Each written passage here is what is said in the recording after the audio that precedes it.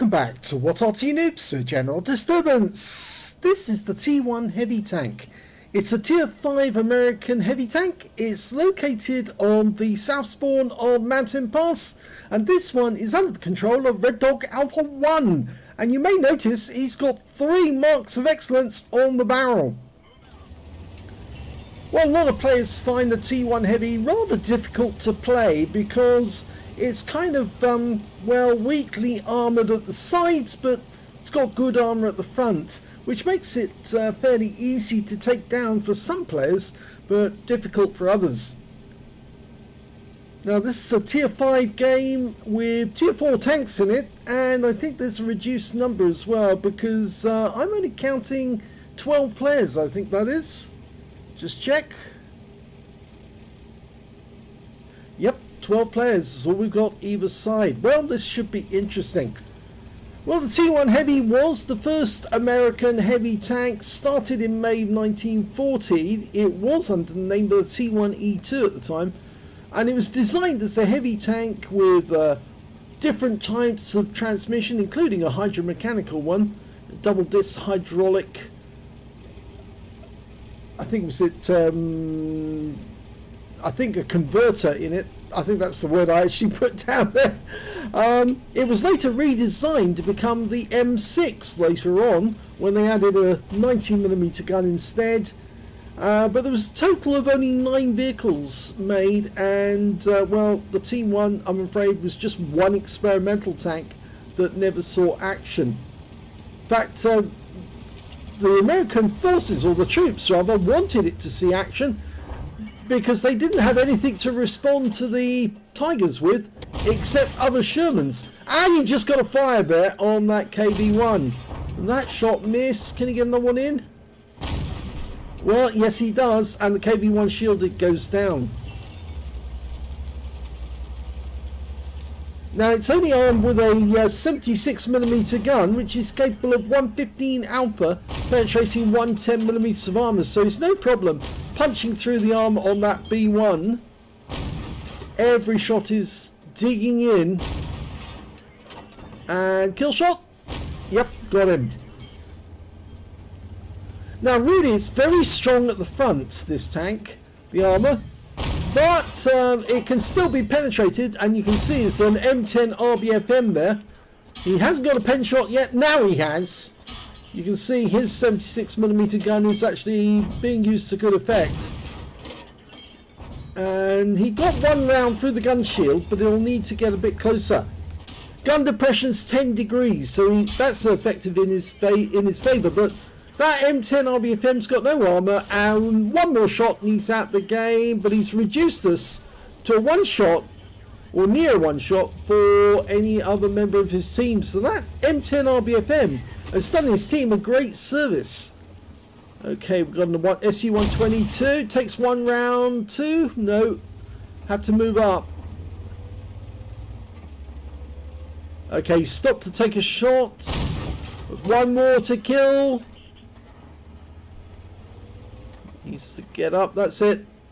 And he gets him. So 4th kill. Now, Red Dog Alpha 1 has actually sent quite a few replays through, and I've just never got around to doing them, but I really will try to get as many done as I can whilst we're still testing the settings on the sound. Sorry if the sound does sound a bit odd. Trying to get the M8A1. The M8A1 is moving rather quickly. He did get 1 in there. That's better. Needs to just keep pumping those rounds in. The M8A1 could end the game if he can get 2 shots down. 1 more to kill. Yes, got him. And thankfully, the M8A1 driver wasn't smart enough to realise that he could stay hull down and do a lot of damage. But that guy is smart enough to know that, and he did get 1 shot into us. We are now 1 shot for him. He keeps turning round though. What are you doing? Is he a bot? Yes, I think he's a bot. And the bot is dead. Yes, it was a bot, I'm afraid. But there's only 1 enemy left. It's the Striv M42, but he can still win against Red Dog Alpha 1, even though he's now got a top gun. All he needs to do is land 1 decent round, In fact, as far as we know, he's just around the corner or just over the top of this hill. Our team are closing in on that position, but I suspect he's actually down below us at this moment. We'll just wait for the proximity spot, I suspect. Or are we going to get a sighting? Yes, he's actually in the cap area just behind us. No, I don't think that's the right thing to do. Turn round. Just turn round. That's it. There he is. Now we can lean over the edge. The strip's taking fire from our Arty's even getting involved. And he's just taken out our M8A1, but he's a two-shot for Red Dog. Come on, Red Dog. You can do it. Okay, Red Dog, fetch. That's one shot. This is for the game. Yes! He's really good.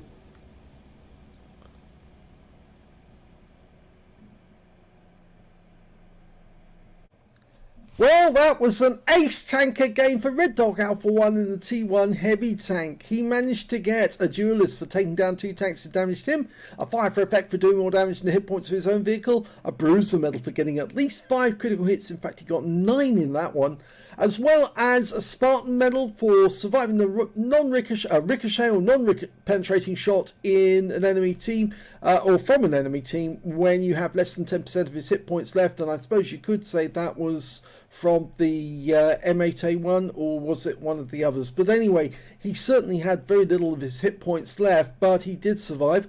And he also managed to get a high caliber for dealing the most damage in the game, a top gun for getting at least 6 kills, and on top of all that he got a steel wall as well for blocking the most damage from the game, at least 11 hits from the enemy at over 1,000 hit points of damage. His win rate from that one was 14,535, yet a very high score indeed. Super Unicum, just effectively showing that he's well practiced on the T1 Heavy. He's played it a lot, that's why he's got 3 marks of excellence on the barrel, and it's no stranger to him on the battlefield. Let's have a look at team score and see where he is. Well, there was 5 players on either team, and he definitely scored the highest amount with 2,551 hit points. The second highest scorer was the Striv M42 on the enemy team with 1,543, and the third highest damage was that M10 RBFM, who was using his gun to good effect, but unfortunately he didn't think about the fact that he needed to pull back and keep alive and stay in cover. He did take a lot of damage on Red Dog Alpha 1, but he didn't stay alive, and with a tank that has no armour, the M10 really doesn't have any armour, yeah, you're not going to survive for very long against a fast-firing gun on a T1. So he only got 926 hit points, and that makes him third highest on damage. When it came to kills, Red Dog Alpha 1 got that one with 7 kills. 2 kills went to the Matilda, the KV1 on his own team, and to the Striv M42 and the Matilda on the enemy team.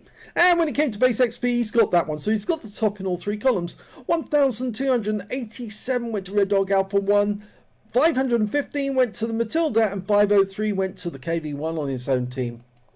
He fired 35 rounds in that game, got 29 direct hits on the enemy and 26 penetrations. The gun's very good, it's just most people forget that you've got no armour, so you have to keep your front to the enemy. 2,551 hit points of damage, all of it at close range. 14 hits received from the enemy, 8 of them were penetrations. Most of those came from the M10 RBFM, but he did get hit by the M8A1 at least once. And 6 non-penetrations, 725 hit points damage blocked by armour, 4 enemy vehicles spotted, 7 enemy vehicles damaged, 7 killed, 63 hit points of damage assistance.